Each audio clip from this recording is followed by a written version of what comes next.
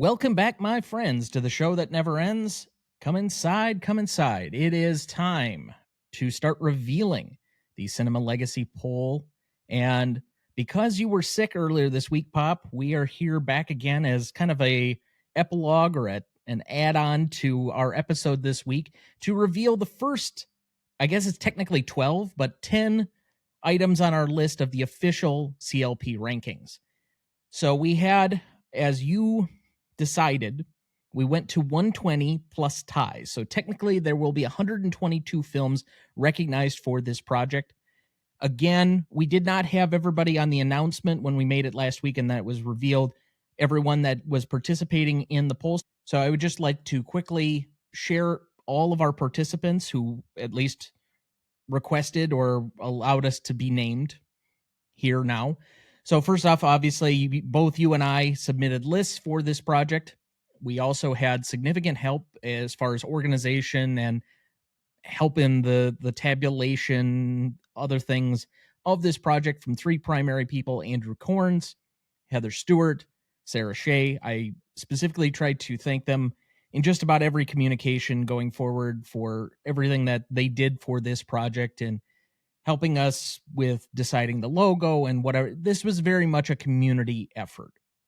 So other people that we would like to recognize here that submitted lists as well: Peterson W. Hill, frequent guest of the show; Pierre Dupont.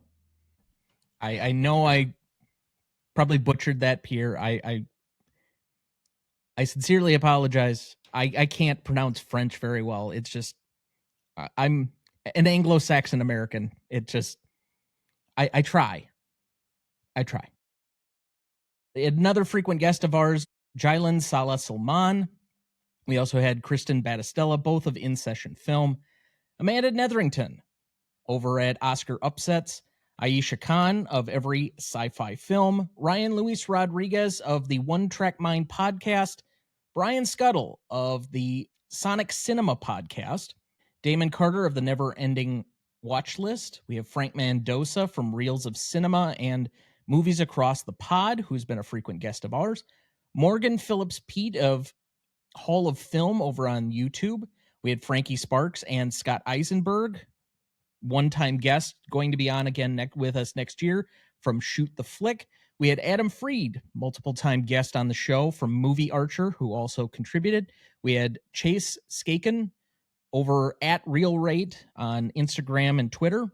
We had Ralph Esparza, who's been on the show a couple of times now to this point, and he'll be back again for Heat in the fall. So he'll be helping us reveal the list as we go later on. William Holland from the Morally Offensive podcast. Sorry, that one just caught me right as I was reading it here. Joey R. from the BPC and 1001 by 1.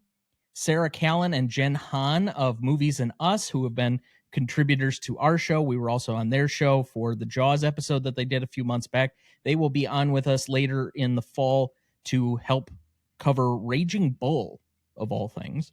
Scott Cole, who's been on the show twice to this point and will also be back with us to cover Clute next year. We had Clarissa Beckstead, who's been on the show a couple of times and will be back with us again next year as well. I think she's also going to be on in the fall for us with Revisiting Psycho, if I remember correctly. Brandon Davis over at Front Row Classics Pod. Brandon Cassidy as well. I believe he's also from In Session Film. Joe Bucari, who has been a multiple-time guest on the show and will be back again with us next year as well. Charles Goodrich of Silence to Talkies. Betsy and Trent Gorham of Never Seen It Pod. Chauncey Talese. Darren Lundberg. Finally, we get to a couple of other names that you should be at least a little familiar with if you're part of our general film community. That'd be Grant Z and Kieran B from the BPC, as well as Adam St. John from 1001 by 1. Adam will be on with us here pretty soon. I think it's going to be early next year. I can't remember. I think it's Invasion of the Body Snatchers. He's going to be on with us early next spring sometime, if I remember correctly. And Kieran will be back with us to cover yet another Billy Wilder classic and another Best Picture winner with The Lost Weekend here in November.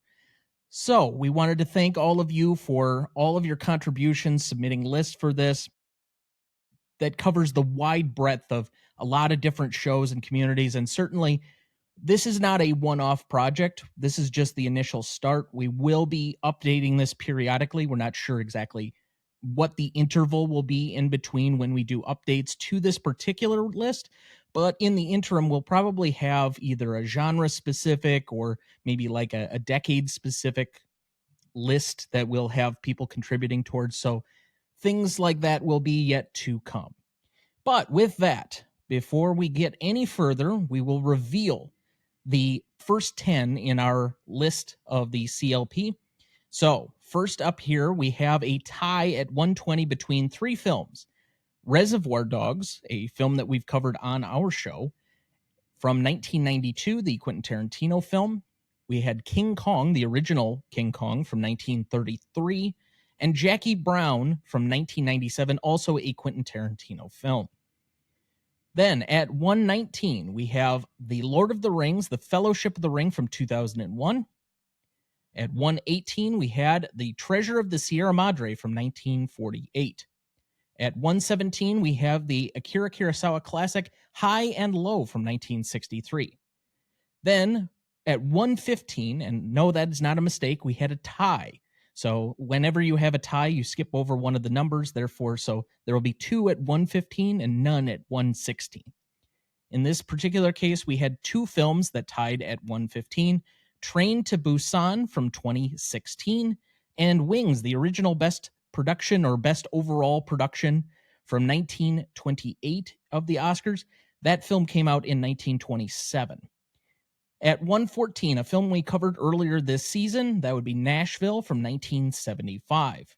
At 113, we had Arrival from 2016, which is the Denis Villeneuve film from about a decade ago, which I think, personally, might be one of the best sci-fi films of the century. Sherlock Jr., the Buster Keaton film from 1924 at 112, and for Cabaret at 111 from 1972, the runner-up to The Godfather and what won a ton of awards during that award season over The Godfather, the musical.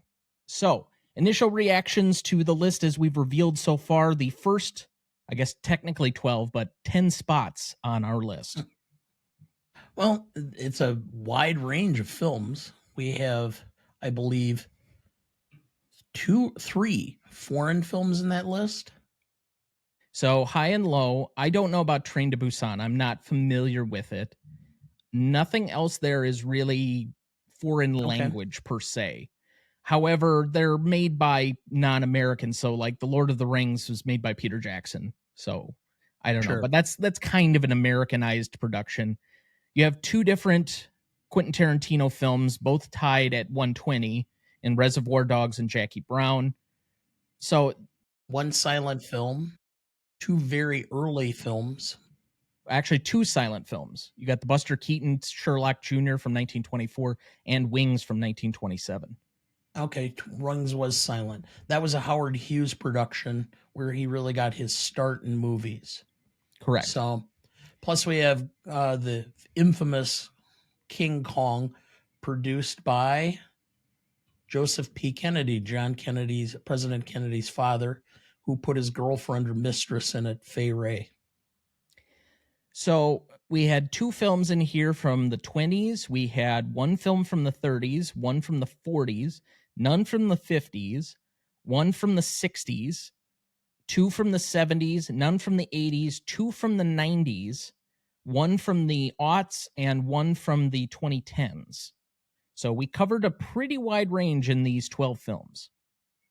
Well, it's good because how many lists are going to have that wide variety in a span of 12 films? Well, I think one of the criticisms we had and why we even started this project is that there are film lists that have a wide variety, but I don't think cover nearly as popular of all of these films. So something like Sight and Sound, I know will have a diversity list, and that's part of what makes Sight and Sound kind of different from most of the other lists like Letterboxd or the AFI, where they're more popular names per se, not necessarily popular films, but more popular names that people have heard of. This is a lot of names that I'm sure a lot of people have heard of. or at least, have come in contact with if you're a fan of film. But maybe there are some films in here that people haven't seen, even though there's some name recognition here. I mean, we're covering a lot of different stars. We've got Bogart, we've got Buster Keaton, as I mentioned, we've got.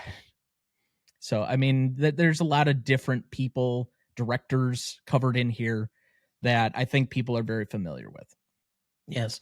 2 Tarantino films within that span.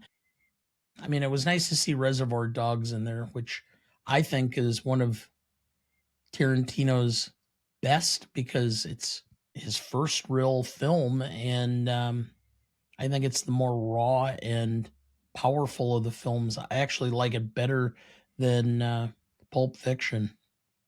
I would tend to agree. I've always said that I thought Reservoir Dogs was a little bit better story for me as far as the narrative version and kind of how the ending comes about.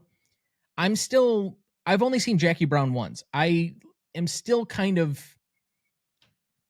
wrestling with it. I think it's a film that you need to watch multiple times to truly appreciate. But the people that are huge Jackie Brown fans, like really get into that film, are huge defenders of it. So I'm not that surprised to see that here. If you're going to nominate Tarantino films, I have no issue with the other two of these coming up so far. Sure. I understand, and I have never seen Jackie Brown. I'll admit that. So that is a gaping hole in my filmography. But Okay. Well, actually, that might be an interesting exercise here, just quickly before we wrap up.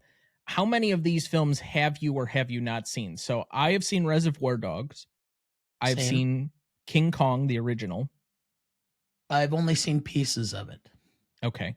I actually think it holds up pretty well, all things considered, for as old as it is, for the production design and the visual effects and such. A little bit better than you might think. Jackie Brown, I've seen. Have You not. just said you hadn't. Lord of the Rings, The Fellowship of the Ring. You have actually seen it. I don't know if you Yes. remember it, though. Not very well. I had a hard time understanding or following it. And we will be covering that next winter in December. Yes. We will be covering all three of the Lord of the Rings films at that time. Now, 118, The Treasure of the Sierra Madre, we've covered it on the show. Yes. No need to go into it there. You and I watched High and Low, I think, last summer. Yes. So we both gotten that one in. I have not seen Train to Busan. No. The name is very familiar. Like I may have either seen it at some point or at least seen part of it. I don't know why, but I'm having a difficult time remembering anything about it. Okay. I have seen Wings, but I don't believe you have.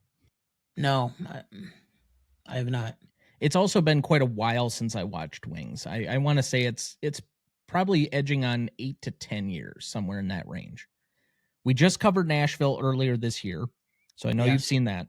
I have definitely seen Arrival, but it's been a while. I don't think you ever have. No. It's not your kind of movie normally. I No. think I put it on the list for us to cover next year, though. Okay. And I have not seen Sherlock Jr. No. No? Okay. So that might be one, because I've always been a preferrer of Buster Keaton to Charlie Chaplin, just personally. I like Keaton's affability, and I don't know, he just appeals to me more than Chaplin does. Okay. And then finally, Cabaret. Have you actually seen it?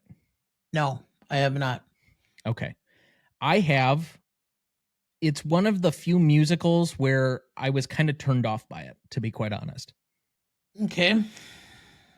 So I don't think it's coming up for us, but it would be potentially on the ability to be nominated along with Jackie Brown for our, and I guess Wings technically, for our, not this coming season, but the season after that we're going to start planning here in the next few months. Okay. So, Well, I guess we'll have to put that under consideration. all right. Anything else that you want to add quickly before we wrap up for the week? No, I'm looking forward to the next 10. So I think so far this list is solid. And again, I would also reiterate your comments that we thank everybody who has been so instrumental in helping us with this process and this project.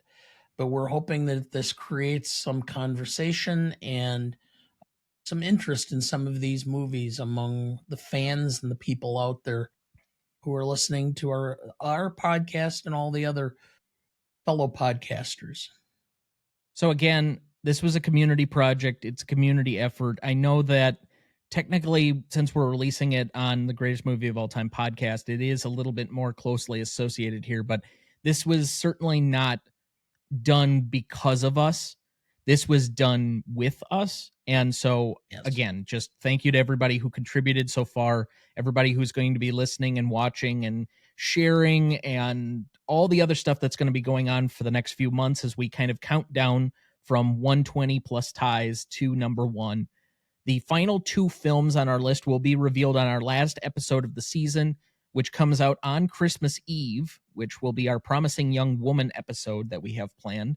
And at that point, everything else will have been shared. So we will eventually have a full list of everything from the Cinema Legacy poll up on our website. So that'll be RonnieDuncanStudios.com/GMOTE podcast for you to find there. And certainly during this entire course, we're going to have a lot of different content and stuff. So please follow us over at GMOTE podcast if you can.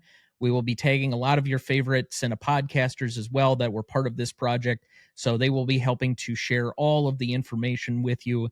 And once we get to a final list, please help us celebrate all of the work that went into this by everyone involved. So thank you for this first set here. We will see you again next week as we reveal 110 to 101. So we're not quite going to get into the first or the top 100 quite yet, but we have some very interesting names to bring you as well next week.